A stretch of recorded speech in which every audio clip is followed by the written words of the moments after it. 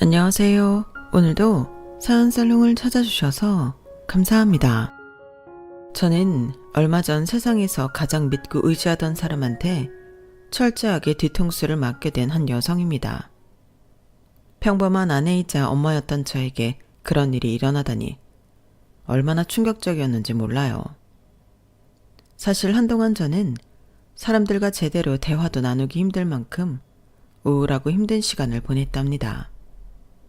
하지만 지금은 많이 떨쳐내고 씩씩해진 상태고 제 과거의 상처에 대해서도 담담하게 이야기할 수 있을 만큼 괜찮아졌어요. 일상을 이제 막 되찾은 이 시점에 마지막으로 많은 사람들에게 응원과 위로를 받고 싶은 마음에 제 이야기를 이렇게 사연으로 적어서 보내게 되었네요. 부디 끝까지 읽어주시고 저에게 응원과 위로를 아끼지 않고 해주셨으면 좋겠어요. 저는 제 명의로 된 작은 카페를 운영하는 사람이었어요. 남편은 보험회사에 다니며 돈을 적지 않게 벌었고 딸아이도 자기 진로에 딱 맞는 대학을 다니고 있던 그런 평범한 가족과 함께였답니다. 자상하고 든든한 가장인 남편과 활발하고 귀여운 딸과 함께하는 일상은 언제나 행복하기만 했죠. 제가 운영하는 카페도 거의 10년 가까이 되어 단골 손님도 많았고 안정적인 수익을 유지해 왔고요. 남편과 딸은 여유가 생기면 제 카페로 와서 같이 간단한 브런치로 식사를 하거나 일을 도와주곤 했었죠. 특히 직장이 근처였던 남편이 들렀다 가는 경우가 많았어요. 우리 박 사장님 일 잘하고 있어? 점심시간이라 한창 바빴지? 왔어. 안 그래도 지금 손님들 싹 왔다가 가셨어. 오늘 단체 주문이 많았네. 당신은 이 시간에 어떻게 왔어? 오늘 오전에 외근 있어서 나갔다가 지금 도착했어. 식사하고 들어가려고. 같이 샌드위치 먹을까? 설거지는 내가 할게. 아니야, 됐어. 당신도 하루 종일 일하는데 뭔 이런 것까지 하려고 해. 난 이것만 하면 오후엔 좀 한가하니까 당신은 앉아서 쉬고 있어. 아이고, 괜찮네요. 당신만 일 시키고 내가 어떻게 편히 쉴 수가 있어? 나 마음 불편하게 하지 말고 얼른 나가서 앉아 있어.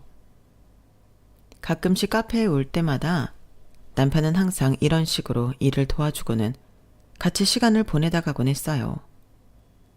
솔직히 손님들이 몰려드는 시간을 몇 번 겪고 나면 지치기 쉬운데 한 번씩 남편이 왔다 가는 게 저에겐 큰 힘이 되었답니다. 저희 딸 역시 제 아빠를 닮아 한 번씩 카페에 올 때마다 제 일손을 도와주고 갔고요. 저희 가족은 이렇게 서로를 잘 아껴주며 다른 어떤 가족보다 화목한 집안이었어요. 그리고 저희 가족을 얘기하기 위해선 저희 친정 엄마의 얘기를 빼놓을 수가 없는데요. 저희 친정엄마는 평생 반찬 가게를 운영하시면서 누구보다 성실히 일하시고 또 악착같이 돈을 모아오셨어요. 그걸로 제가 남부럽지 않게 대학도 가고 결혼도 할 수 있게 뒷바라지를 전부 해주셨죠. 저희 아빠는 제가 11살 때 일찍 하늘나라로 가셨거든요. 그런 아픔이 있어서였는지 저희 엄마는 그 누구보다 독하게 일을 하셨고 10원 한 장 허투루 쓰시는 법이 없었어요. 저도 아이를 낳고 키우다 보니 저희 친정엄마가 절 키우기 위해 얼마나 고생하셨는지 조금이나마 알게 되었고 저도 삶에 여유가 생긴 뒤로는 틈틈이 엄마를 챙겨드리려고 애썼죠. 하지만 엄마는 나이가 지긋이 들어서도 소소한 정성은 받으시되 절대 사치를 허용하는 법이 없으셨어요. 엄마, 이번에 어버이날에는 호텔 디너 예약했어. 생각해보니 엄마한테 한 번도 근사한 식사를 대접한 적이 없는 것 같아서. 거기가 음식도 음식이지만 뷰가 그렇게 멋있다고 하더라고. 호텔 디너라고? 그거 뭐 한 끼에 몇십만 원씩 하는 거 아니야? 입에 들어가서 나오는 건 다 똑같은데 무슨 밥 한 끼에 그렇게 돈을 많이 쓴단 말이냐? 혜진이 너 거기 얼른 취소해라. 음식이 건강하기만 하면 됐지 비쌀 필요까지 있어? 이 정도는 그렇게 비싼 거 아니야, 엄마. 나도 카페 잘 되고 있고 우리 그이도 이번에 성과급 정말 많이 받았어. 엄마한테 한 번도 그렇게 좋은 거 못 해줘서 그래. 난 됐다. 그냥 집에서 집밥만 먹어도 충분하다. 안 그래도 신서방이랑 수빈이도 바쁜데 어버이날이라고 시간 내주는 것만으로도 괜찮아. 그 돈 있으면 적금을 들든 아니면 모아서 땅을 사든지 해라. 쓸데없는 데 쓸 생각 말고. 엄마, 어버이날 챙겨주는 게 뭐가 쓸데없다는 거야. 나도 엄마한테 좋은 거 해드릴 능력 된다니까. 아우, 내 선물로 왜 내가 싫어하는 걸 해준다고 그래. 난 그렇게 쓸데없이 비싸기만 한 거 딱 질색이야, 질색. 너 엄마가 말할 때 잘 새겨들어. 지금 좀 여유 있다고 그렇게 사치 부릴 생각 말고 돈이라는 건 있을 때 더 악착같이 모으고 불려야 해. 알았어? 아우, 알아서 잘하고 있어. 이런 호텔 디너는 1년에 한 번도 갈까 말까 한데 이 정도가 대체 뭐가 사치라는 거야. 엄마한테 잘 해드리려고 해도 매번 조금만 돈이 많이 들어갔다 싶으면 거절을 하시니 저는 그게 늘 속상했었죠. 그리고 그 문제로 엄마랑 여러 번 다투기도 했었어요. 그럴 때마다 야속하게도 남편은 제 편이 아닌 엄마 편을 들곤 했고요. 당신 마음은 알겠지만 장모님 마음도 생각을 해드려야지. 당신이 해주려는 게 당신 기준에만 좋지 장모님 기준은 아닌 거잖아. 그럼 장모님 기준으로 잘해드리는 게 맞는 거 아니야? 돈은 많이 안 들어도 정성이 들어간 선물을 해드려. 그치만 매번 우리만 해외여행 가고 우리만 좋은 밥 먹고 다니는 게 너무 마음이 불편하단 말이야. 적어도 어버이날이나 엄마 생신처럼 특별한 날에는 엄마도 모시고 싶은데 왜 이렇게 극구 반대를 하시는지 모르겠어. 장모님 입장에선 익숙하고 편한 걸 더 선호하실 수도 있지 왜 그래. 장모님 연세도 있으신데 말이야. 우리도 나중에 그 나이 되면 뭐든 익숙한 게 최고일 수도 있어. 그냥 원하는 대로 해드리자. 남편은 그렇게 말하면서 엄마 선물로는 늘 저가형의 선물만을 준비했어요. 솔직히 그런 모습이 저로서는 좋지 않았죠. 하지만 엄마가 워낙 절약정신이 투철하시고 저희가 돈 쓰는 것도 아까워하시니 제가 서운하다고 뭐라고 할 수도 없었어요. 저희 남편이 평소 다정하고 좋은 남편이지만 그런 점은 늘 서운함으로 남았었네요. 그래도 그때까지만 해도 평범하다면 평범한 일상을 지내오던 저희 가족이었는데요. 어느 날 갑자기 생각지도 못한 순간에 거대한 불행이 성큼 다가오고 말았어요. 엄마가 연세도 있으시니 안 그래도 늘 건강을 걱정하고 챙겨드리고 있었는데 혼자 계신 집에서 쓰러지셨다는 연락을 받은 거예요. 다행히 같은 동네에 사시던 엄마 친구분이 빠르게 발견해 병원으로 옮겨주셨지만 문제는 그게 아니었어요. 예, 혜진아, 어쩌니? 너 놀라지 말고 잘 들어. 너희 엄마가 췌장암 말기실한다. 네? 그럴 리가요. 오진이 아니고요. 저번에 검진 받으셨을 때도 그런 말은 없었는데. 얼른 와서 네가 직접 확인을 좀 해봐봐. 나는 심장이 떨려서. 너희 엄마가 안 그래도 요즘 부쩍 살이 삐쩍삐쩍 마르더라니. 저는 정신없이 병원에 도착했고 몇 번이나 따지고 물어도 의사로부터 같은 대답을 들을 수밖에 없었어요. 췌장암은 일반적인 건강검진만으로는 초기에 찾아내기가 쉽지 않다고요. 뒤이어 도착한 가족들도 모두 할 말을 잃은 채 눈물을 지을 수밖에 없었습니다. 그런데 도리어 엄마는 정말 초연한 모습이었어요. 나도 이제 나이가 있는데 몸 어디에 고장이 나는 것도 이상하지 않지. 이만하면 오래 잘 살았다. 너무 슬퍼하지 마. 어떻게 그렇게 말할 수 있어. 일단 치료부터 받자. 엄마 지금 하는 반찬 가게는 내가 알아서 정리할게. 엄마는 일단 입원부터 하자.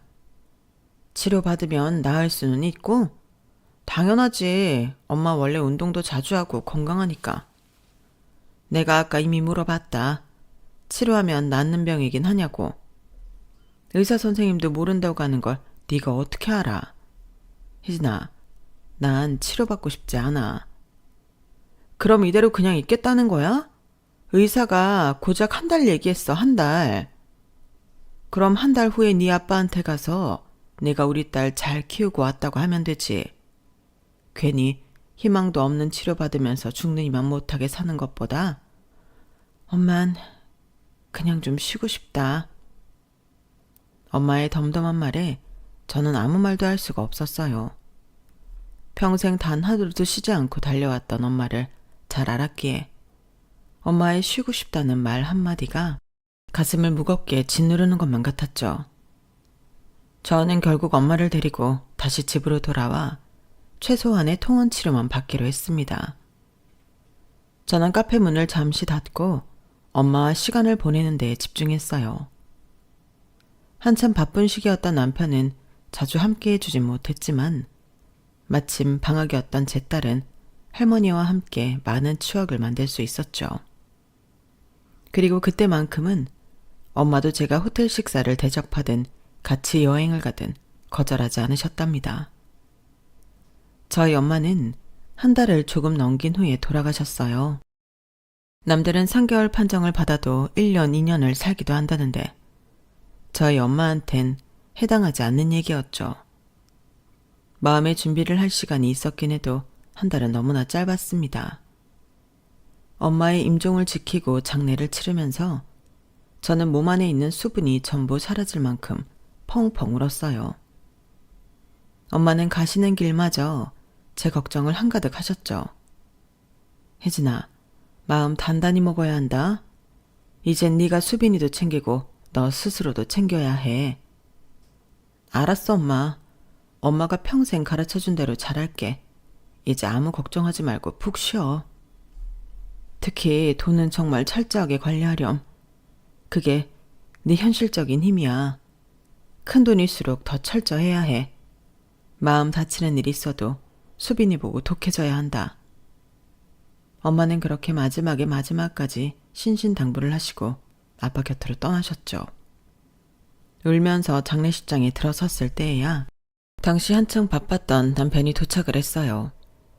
남편은 조용히 저와 제 딸을 챙겼고 장례식에 필요한 것들을 속전속결로 처리해 주었답니다. 그때까지만 해도 이성적인 남편이 함께 있어 정말 다행이고 든든하다고만 생각했죠. 그런데 하루가 지나고 장례식 이틀째가 되었을 때였어요.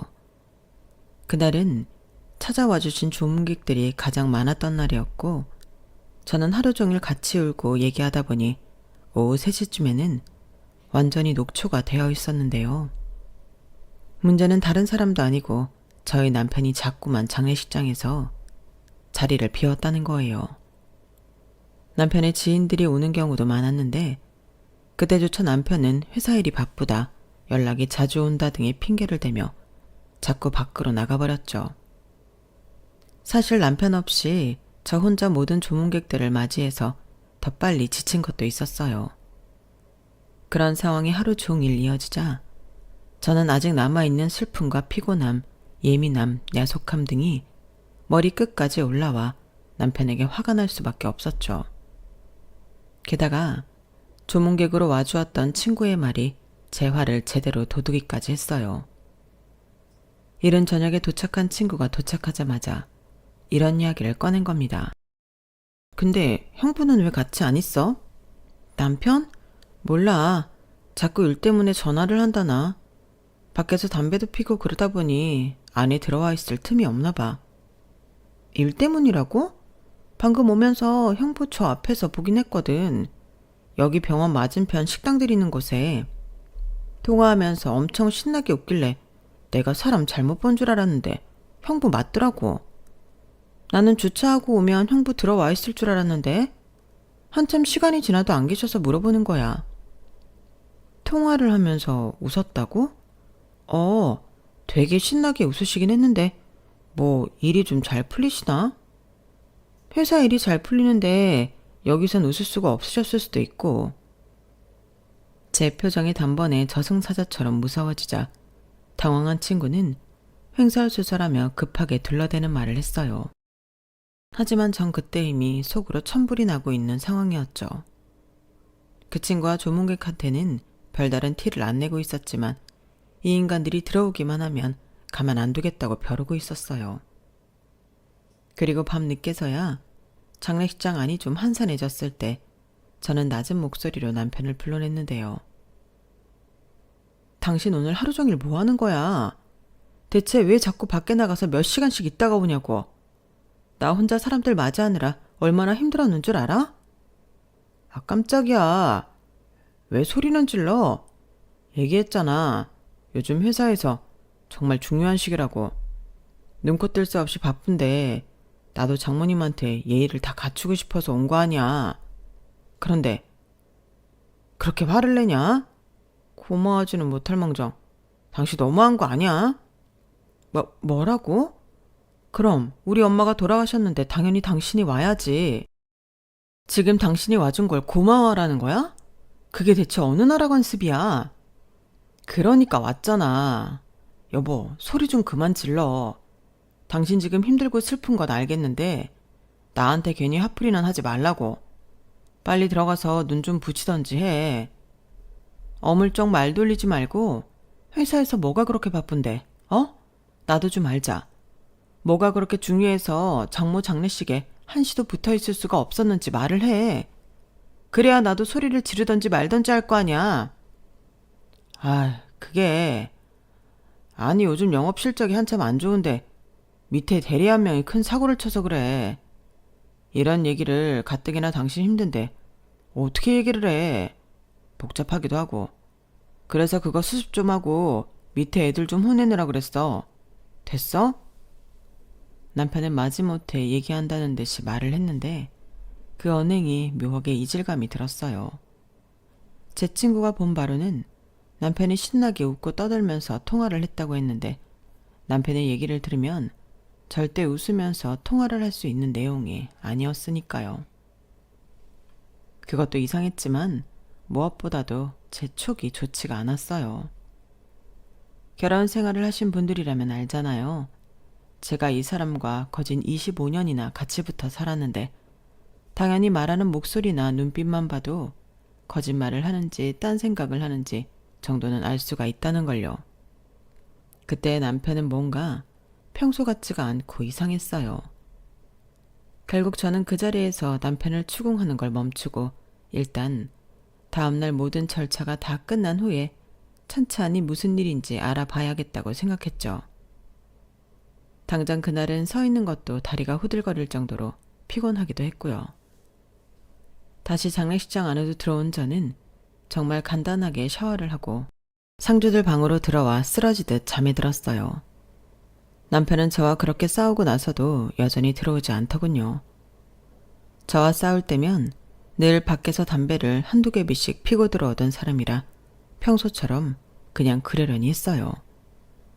사실 그땐 저도 그 사람이 꼴도 보기 싫었던 마음도 있었고요. 딸은 이미 눈이 퉁퉁 부은 채로 잠이 들어 있길래 두터운 담요를 덮어주고 저도 그 옆에 누웠답니다.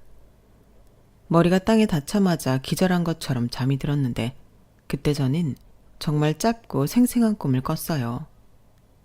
평소에도 이런저런 꿈을 꾸긴 하지만 그때의 꿈은 너무나 현실 같았죠. 꿈에 저희 엄마가 돌아가시기 직전의 모습이 아니라 제가 어렸을 적 엄마가 한창 젊고 건강하셨을 때의 모습으로 나왔어요. 저는 엄마의 무릎을 베고 엄마가 제 머리를 쓰다듬는 걸 느끼면서 잠자고 있었죠. 그런데 갑자기 엄마가 제 오른손을 덥석 잡으시더니 혜진아, 일어나! 라고 큰 소리를 내시는 겁니다. 엄마의 외침에 저는 화들짝 놀라서 깨고 말았죠. 한 3시간쯤 잤을까요? 잠에서 번쩍 깨고 나니 오른손에 쥐고 있던 핸드폰에서 여러 차례 진동이 울리고 있었어요. 누군가 전화를 했나 싶었지만 여러 통의 문자가 온 것이었죠. 안녕하세요, 박혜진님. 생전에 길정숙님 재산관리를 도와드렸던 한지명 지점장입니다. 삼가 고인의 명복을 빕니다. 생전에 어머님께서 부탁하셨던 일이 있어 연락을 드렸습니다. 장례 다 끝나고 혼자 계실 때 연락 부탁드리겠습니다. 저는 생전에 엄마가 재산 관리를 따로 하고 계셨다는 걸 그때 처음 알았어요. 물론 그 문자를 본 순간은 이게 보이스피싱인가 싶어서 반신반의했죠.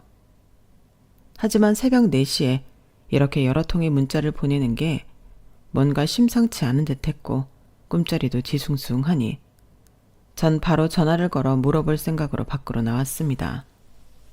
곤히 잠든 딸이 깨지 않게 조심하면서요. 장례식장 문 밖으로 나가 통화를 할 적당한 곳을 찾던 제 눈에 낯익은 실루엣이 보였어요. 바로 저희 남편이었죠. 사람 하나 없이 텅 빈 휴게실 안에서 남편은 잠이라고 모르는 사람처럼 쌩쌩한 목소리로 누군가 통화를 하더군요. 문도 활짝 열어놓은 채로요. 저는 별 생각 없이 그런 남편에게 다가갔다가 너무나 충격적인 말 한마디에 그만 발길이 뚝 멈춰버렸어요. 장모가 일찍 죽어서 돈 굳었어. 제 귀를 의심할 정도로 엄청난 말을 뱉으면서 남편의 얼굴은 더없이 환했어요. 저는 본능적으로 몸을 숨겨야 한다는 생각이 들어 휴게실 뒤편의 구석진 곳으로 얼른 몸을 숨겼습니다. 다행히 해도 들지 않고 가로등도 없는 어두운 곳이라 상복을 입고 있던 제가 숨기엔 최적의 장소였죠. 남편은 제가 엿듣고 있다는 사실은 까맣게 모른 채 계속 하하 웃으며 통화를 이어나갔어요. 그니까 죽기 전에 돈을 얼마나 많이 쓰고 갔는지 아주 아까워 죽는 줄 알았다니까. 그래도 한 달 정도만 살다 가서 다행이지. 아주 재산 다 거덜내는 줄 알았어. 그러니까. 와이프? 와이프는 절대 모르지. 와이프가 장모 돈에 대해서 알면 정말 큰일 나. 평생 길바닥에서 반찬 장사만 하던 무식한 노인네라 아무것도 모를 줄 알았건만. 그렇게 큰 재산이 있을 줄 누가 알았겠어. 아니야. 운때가 잘 맞아서 그렇게 돈을 불렸을지언정 전문적으로 관리받거나 그러진 않았을 거야. 전문적으로 관리받으려면 누군가를 돈 주고 부려야 하는데 엄청나게 구두쇠였거든. 그래.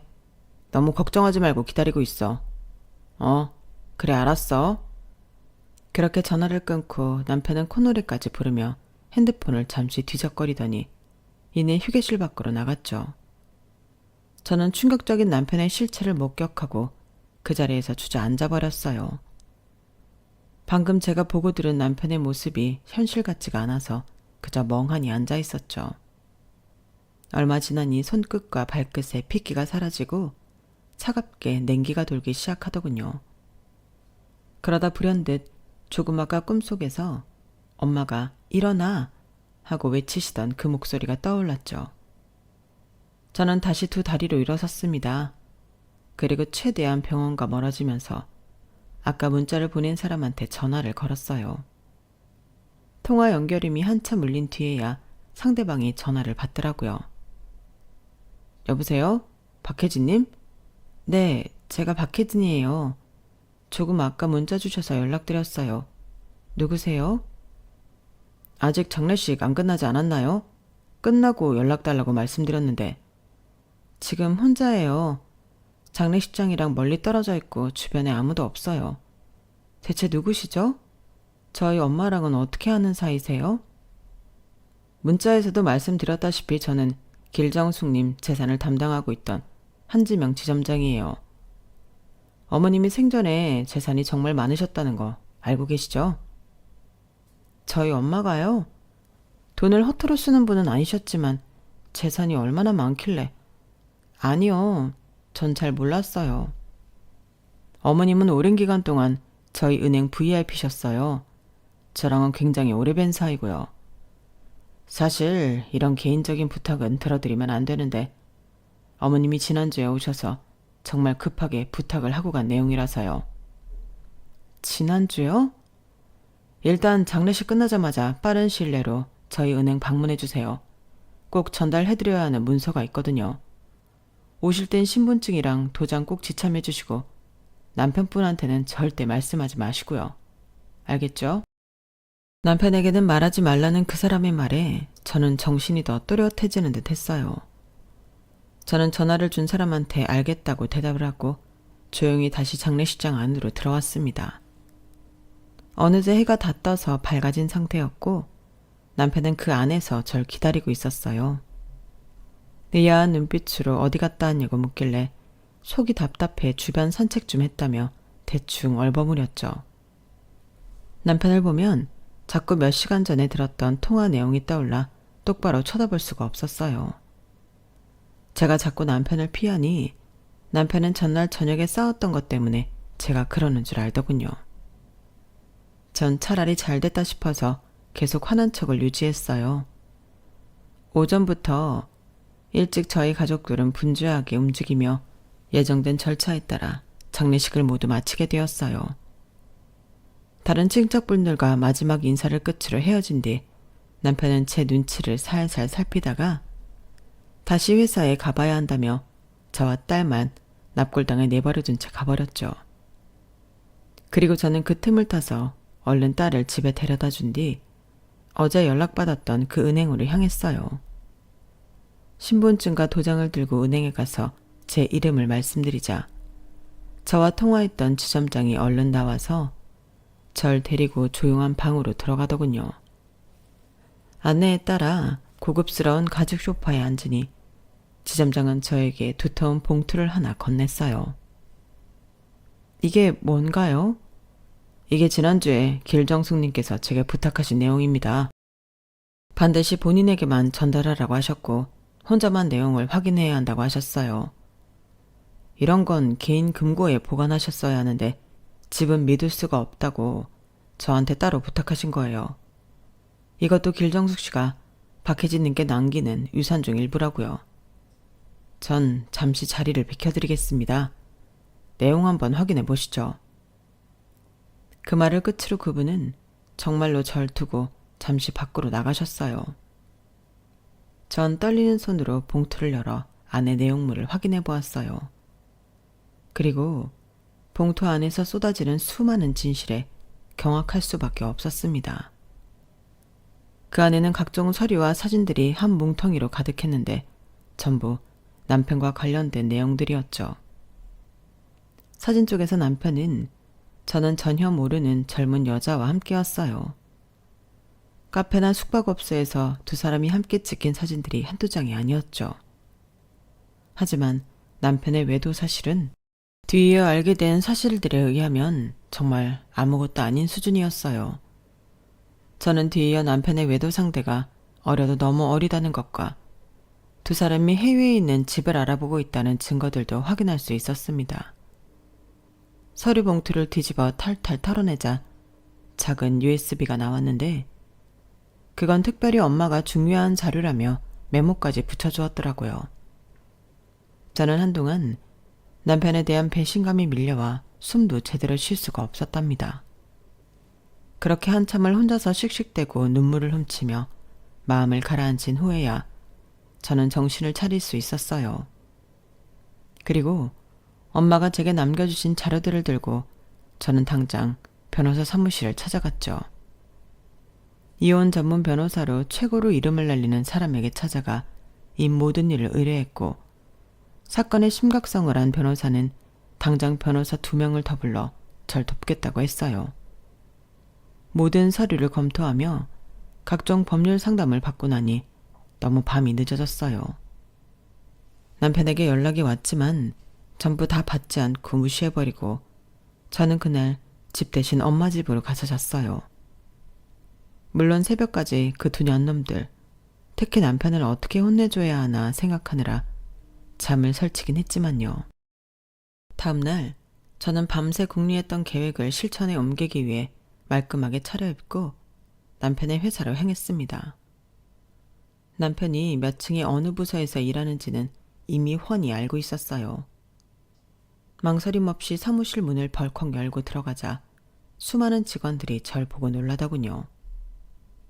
남편 역시 뒤늦게 절 발견하곤 깜짝 놀라 후다닥 다가왔고요. 여보, 무슨 일이야? 어제는 왜 들어오지도 않고. 일단 할 말 있으면 나가서. 전 그런 남편을 지나쳐 남편의 바로 밑 후배인 정 팀장에게 다가가 크고 똑바른 목소리로 물었어요. 안녕하세요. 보험 사기범 신고는 어떻게 해야 하나요? 제가 최근에 모친상을 당했는데 배우자가 보험금을 전부 가로채려고 해서요. 네? 사모님이요? 사모님이 배우자라면... 여보, 지금 뭐 하는 거야? 갑자기 일터로 찾아와서 그게 무슨 뚱딴지 같은 소리냐고. 아, 맞다. 정 팀장님, 하나만 여쭤볼게요.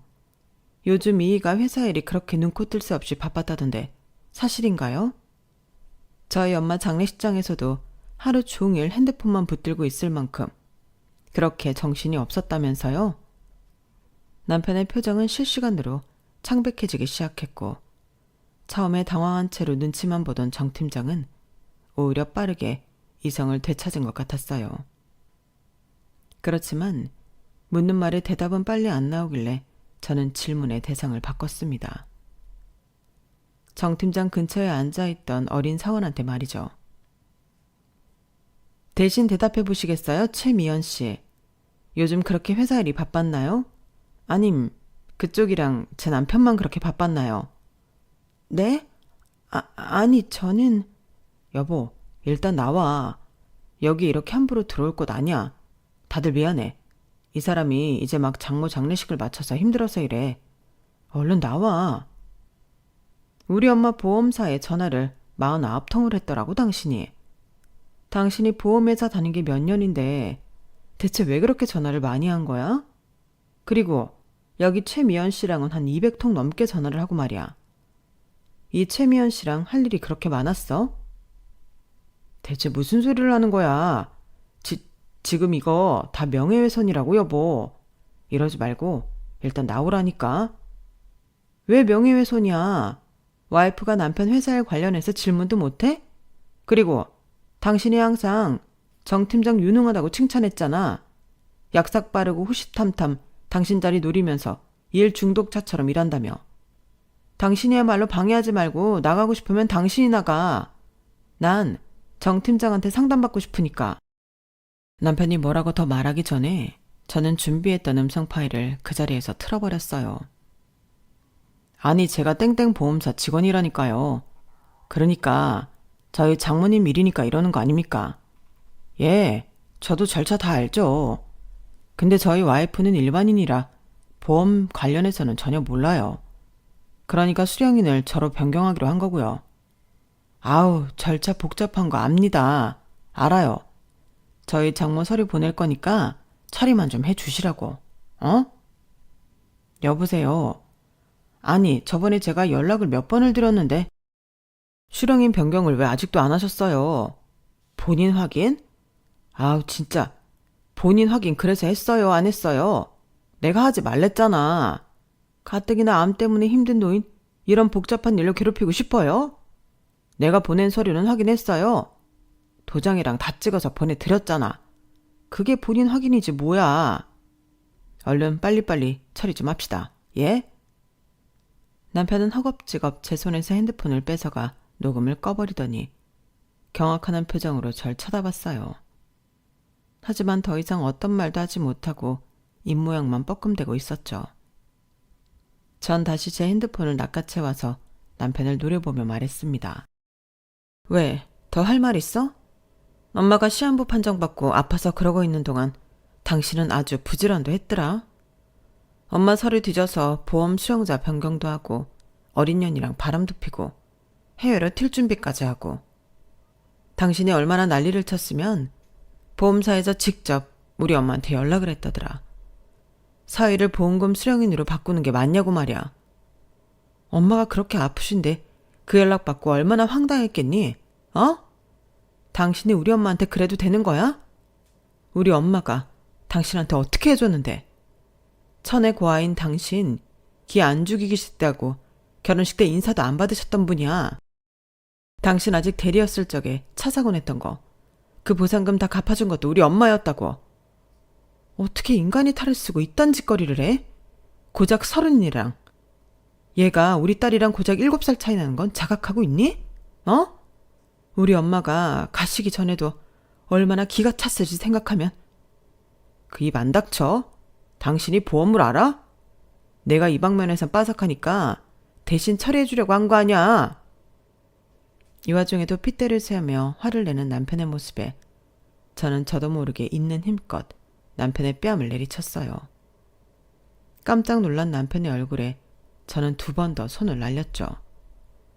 당신이야말로 더러운 입 닥쳐. 적반하장도 유분수지. 이딴 짓들을 저질러 놓고도 잘났다고 소리를 질러? 대신 철이 같은 소리 하네. 어디 한번 빠삭한 그 머리로 앞으로의 일들 대응해봐. 내가 돌아가신 엄마한테 미안해서라도 당신 요만한 잘못 하나도 안 봐줄 거니까. 남은 인생 시궁창에 처박힐 각오나 하고 있어. 분노한 남편이 저에게 달려드는 순간 사무실에 들어온 경비 인력들이 남편을 사무실 밖으로 끌어내기 위해 붙잡았어요. 정 팀장은 절 사무실 안쪽으로 당겨 남편과 멀어지게 해주었죠. 그리고 남편에게 다가가 말하더군요. 내가 언젠간 선배 이꼴 날 줄 알았지. 그렇게 여자랑 돈 밝히면서 온갖 가정적인 척은 다 할 때마다 얼마나 꼴보기 싫었는 줄 알아요? 사모님 말씀이 맞아요. 앞으로 선배 인생 시궁창에 처박힐 테니 각오나 단단히 하고 있던가 해요. 제가 신나게 도와드릴 거거든요. 야, 이 새끼 너? 그러게, 후배들한테 착하게 좀 하고 사셨어야지. 허구한 날 짬처리나 시키고 이용해 먹지 말고. 이 사람 아예 건물 밖으로 끌어내고 회사 출입 맘대로 못하게 아이디 카드도 일단 뺏어버려요. 이미 증거 수두룩한 범죄자 새끼니까. 이따 경찰 오면 바로 넘겨주시고요. 남편은 그대로 경비 인력들한테 질질 끌려 나갔어요. 저는 정 팀장과 연락처를 주고받고 왔죠. 사실 저희 엄마가 가입한 보험사 직원도 아닌 정 팀장이 직접적으로 뭘 해줄 수 있는 건 없었지만 제가 엄마의 보험사와 이야기를 하고 남편의 보험 사기 관련해서 일 처리를 해야 할 때마다 정 팀장은 물심양면으로 도와주었어요. 제 남편의 인생을 망치는데 어느 순간들은 저보다도 열심히더군요. 그것만 봐도 그 인간이 평소 회사에서 어떻게 하고 살았는지 훤히 보였죠. 그 뒤로는 모든 일들이 순조롭게 풀렸어요. 남편은 보험 사기와 공문서 위조 등 여러 제목으로 형사처벌을 받게 되었고 저에게도 막대한 위자료를 뜯기며 이혼을 당하게 되었죠. 사실 너무 어린애라 망설였지만 저는 남편의 상간녀에게도 소송을 걸어 위자료를 받아냈어요. 한 사무실에서 근무하면서 남편이 유부남인 줄 몰랐을 리가 없는데도 그런 짓을 벌인 것이 괘씸해서요. 상간녀의 말로는 자기는 너무 어려서 부장님 말에 휘둘린 것뿐이라고 했지만 저는 귓등으로도 들은 척을 안 했어요. 제 나이에 비해 어리다는 거지 30이면 알 거 다 아는 나이잖아요. 자기 잘못을 뉘우치기는커녕 어떻게든 머리만 굴리는 그 모습에 봐주려고 했던 마음이 싹 사라져 그냥 법대로 처리해버렸습니다. 두 연놈들은 당연히 회사에서 쫓겨났고요. 남편은 감방에 상간녀는 길바닥에 나앉으면서 둘은 사이좋게 나락을 맞이했어요. 그 와중에도 저희 남편은 감방에 들어가는 그 순간까지 뉘우치는 기색이 하나도 없어 절 원망하기만 했죠. 당신도 먹고 살만한 사람이면서도 너무한 거 아니야? 우리가 같이 산 세월이 있는데 꼭 이렇게까지 해야 했냐고.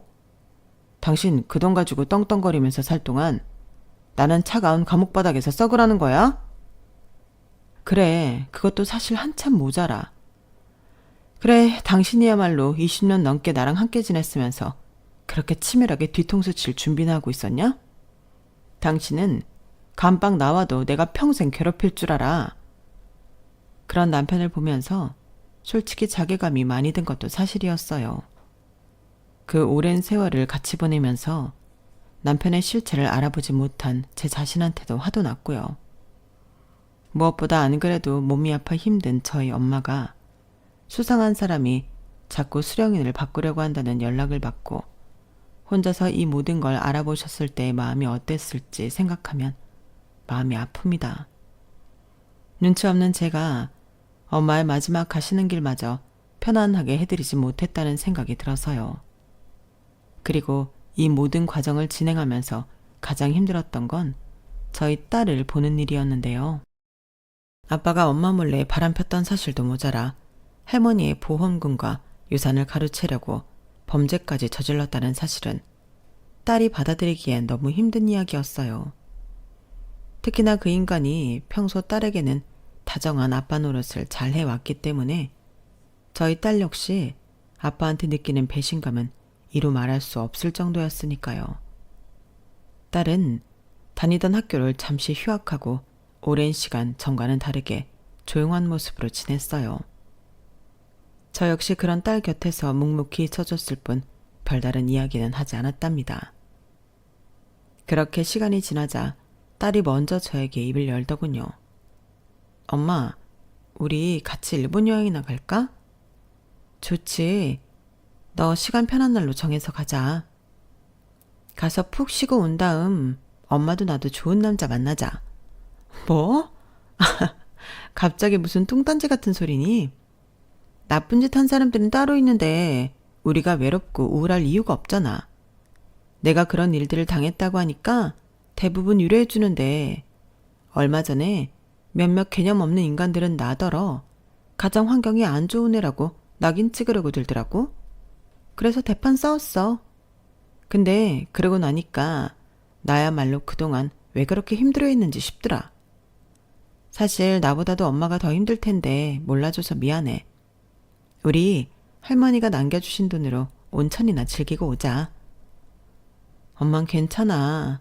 네가 이렇게 씩씩하게 마음먹었다니 오히려 고맙지 뭘. 일본 온천? 그래 가자. 거기쯤은 엄마 돈으로도 충분히 가. 엄마 위자료 왕창 받아서 돈 많아. 가서 우리 딸이랑 신나게 놀아야겠다. 실제로 주변 사람들 중에서는 제 사정을 전해 듣고 저한테 손가락질을 하는 사람들이 있었어요. 여자가 얼마나 둔하면 그걸 모르냐고요. 남자분은 눈이 없다는 얘기도 들었던 것 같네요. 사람이 큰일을 당했는데 위로는 못할 망정 그딴 소리나 한다는 게 듣는 입장에선 충격이었어요. 그리고 생각보다 그게 마음에 남기도 하더라고요. 하지만 저랑 제 딸은 그딴 개념 없는 소리들은 더 이상 귀담아 듣지 않기로 했답니다. 앞으로는 사람을 만날 때 더 신중히 보기야 하겠지만 설령 또다시 힘든 일이 생기더라도 약한 가해자를 욕할지언정 자책은 2번 다시 하지 않을 거예요. 제 이야기는 여기까지입니다.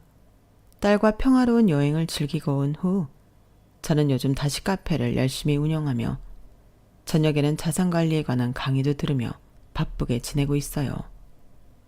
꿈에서까지 나와 절 걱정하셨던 엄마가 앞으로는 천국에서는 저는 신경 쓰지 않고 아빠랑 알콩달콩하게만 지내셨으면 좋겠다는 마음으로 열심히 공부하고 있습니다. 제 지난 일들을 읽어주신 분들께 모두 감사드려요. 새 삶을 살아가려는 저와 제 딸을 위해 다들 위로와 응원의 말씀을 주시면 감사하겠습니다. 혹시 저처럼 사람에게 배신당한 상처로 힘들어하는 분이 있으시다면 당신의 잘못이 아니라는 걸 꼭 말씀드리고 싶네요. 꼭 이겨내시길 진심으로 바랄게요. 모두 행복하세요. 감사합니다. 여러분, 사연 댓글에 응원과 현명한 조언 부탁드려요. 좋아요와 구독은 저에게 큰 힘이 됩니다. 오늘도 좋은 일 가득하세요.